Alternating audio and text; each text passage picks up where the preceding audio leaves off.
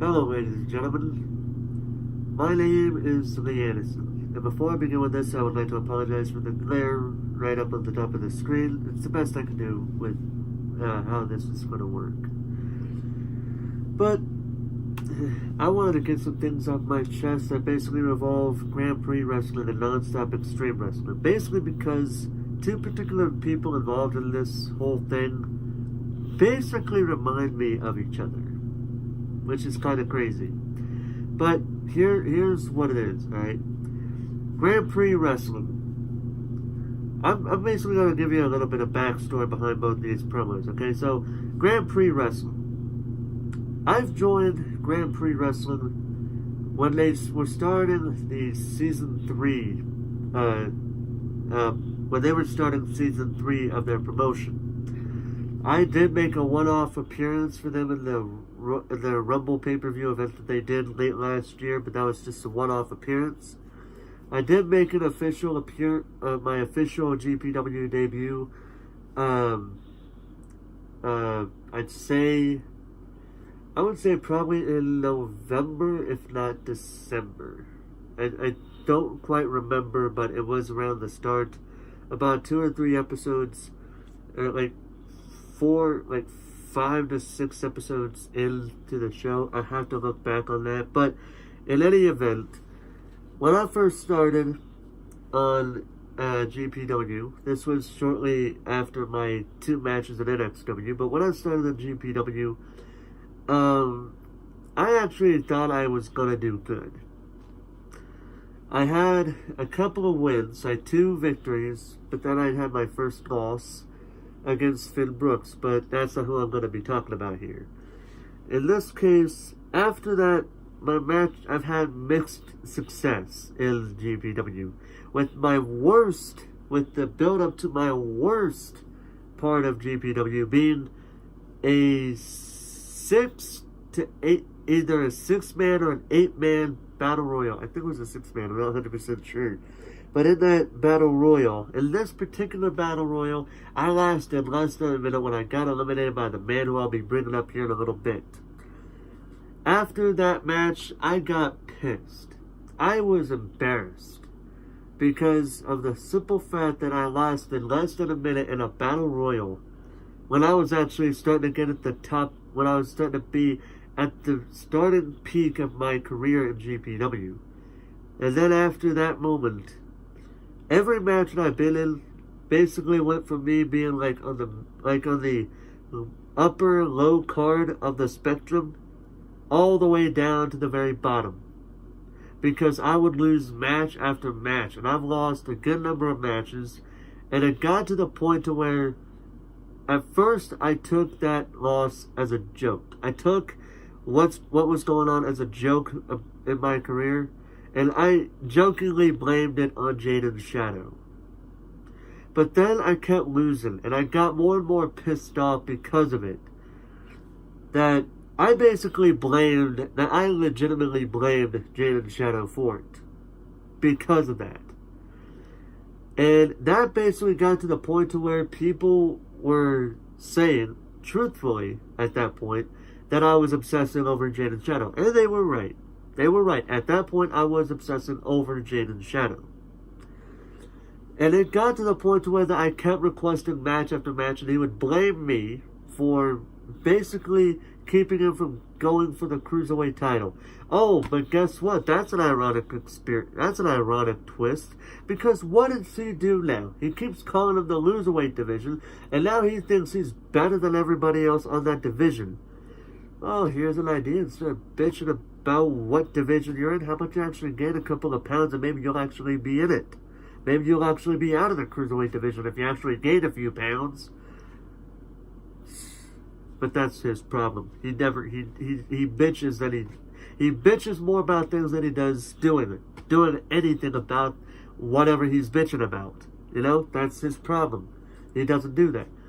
But in any case, after I basically got it pretty badly with Jaden's Shadow, I had pretty much almost all, if not the whole locker room going against me, calling me childish. And then after I calmed down, I did look back and I did say to myself, yes, I was childish. And I publicly went on Twitter and I apologized for my attitude. And I took a little break. Came back about a month and a half later. And I actually started to get a bit more success in this company. But because of him beating me, and he probably will never acknowledge the fact that I beat him once, because Jade and Shadow is Jade and Shadow, I basically wanted to have a match with him. Just a one match. That's all I was asking. Just one little match. And here's the funny part. He actually brought up wanting to have a match with me, but then he's all of a sudden like, no, you pre-show motherfucker. It's like, dude, first off, here's the thing. Right now in my career in GPW, I am currently booked to face Adam Phoenix for the GPW Hardcore Championship in a last man standing match at GPW Ignition, which is coming out in March. Whenever it is in March, that's all I know. It's coming out in March, so, that's all I know about it. So there's that. And all I was saying was, dude, it's just one match. It's not really something you should be going off about. It's not even going to be on a pay-per-view, for fuck's sake. He's already booked for a Cruiserweight title match, and he's still bitching about, good lord, this guy won't stop bitching until he's finally given what he's wanted. But the problem is, he's not doing anything to achieve going for the world title. I mean, think about it. How much, if he weighs enough to be in the Cruiserweight division, he should go gain a few pounds to get up to the non-Cruiserweight division. But instead he just bitches about it. But I digress. He can do whatever he wants. I don't fucking care. So now I don't know if he actually has or not, because Jade and Shadow is known to be a real asshole about, he likes to play things in his cards. He likes to do things in his own way. So I don't know if he's actually being serious on facing me, or if he's just being a total pussy. Yeah, that's my new word for him. Because the fact that he won't face me, a guy that he calls a lowly pre-show wrestler, he won't face me once again. But I don't think that's the case. In my book, Jade and Shadow doesn't want to face me because he's seen, win or lose, what I can do in that ring. And he doesn't want any part of that. At all. Nada.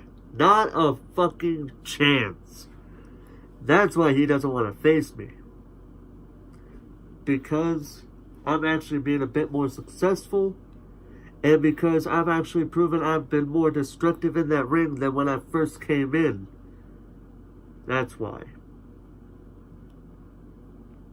So, now that I got Jade and Shadow out of the way, it's time for me to talk about my NXW side of things, okay?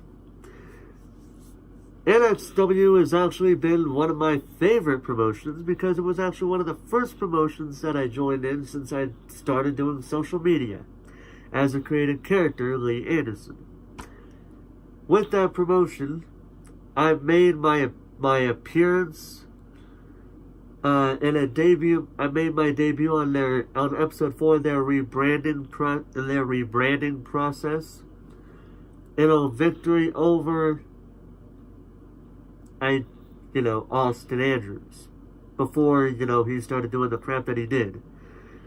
But then Austin Andrews became a little bitch.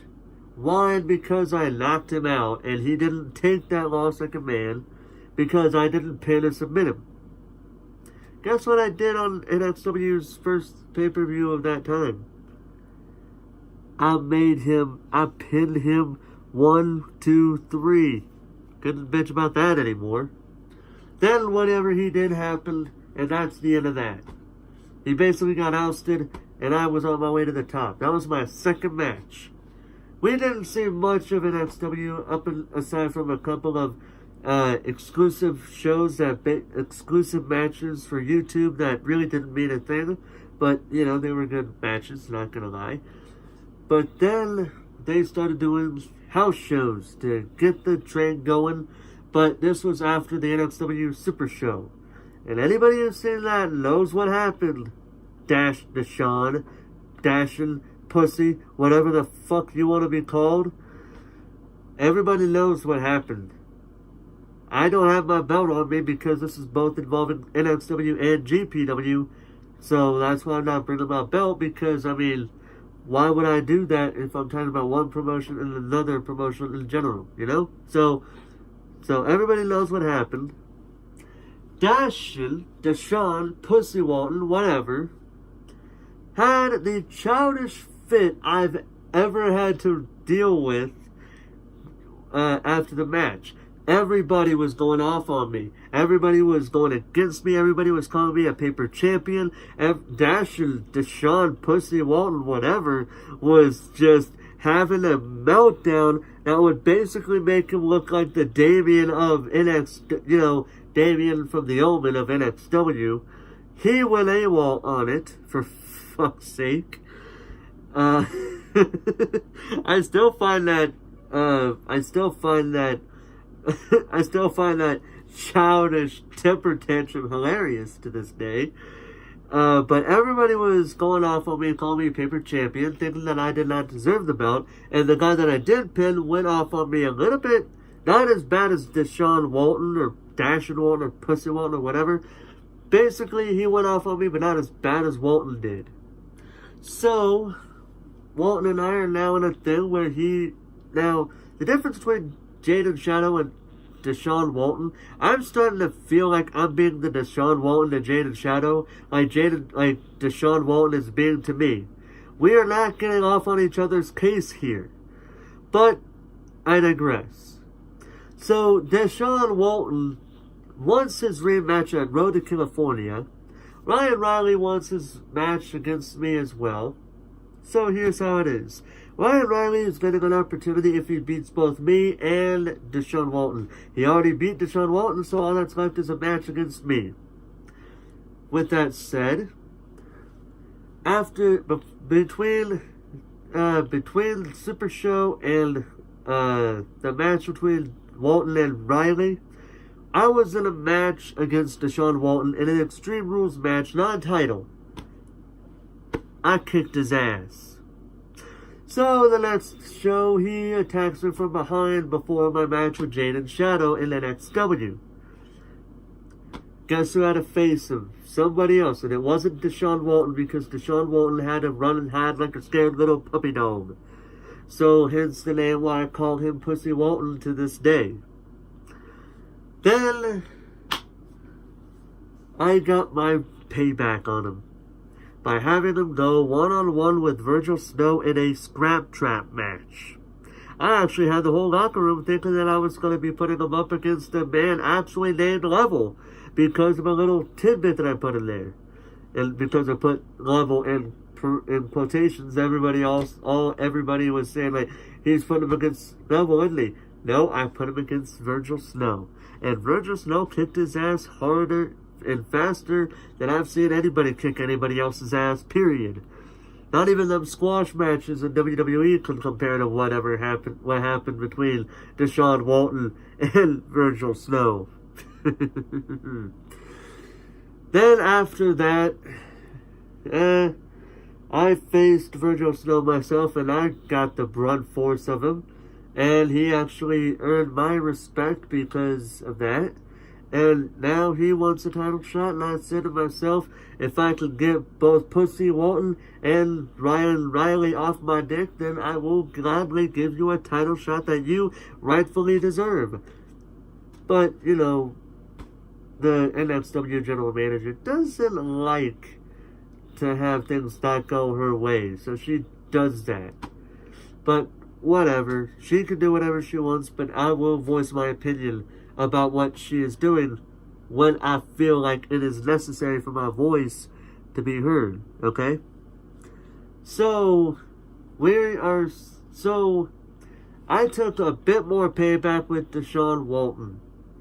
when I attacked him during this match with Ryan Riley. And so now I gotta deal with Ryan Riley in a match that will be the first match of my career against this crazy fucker.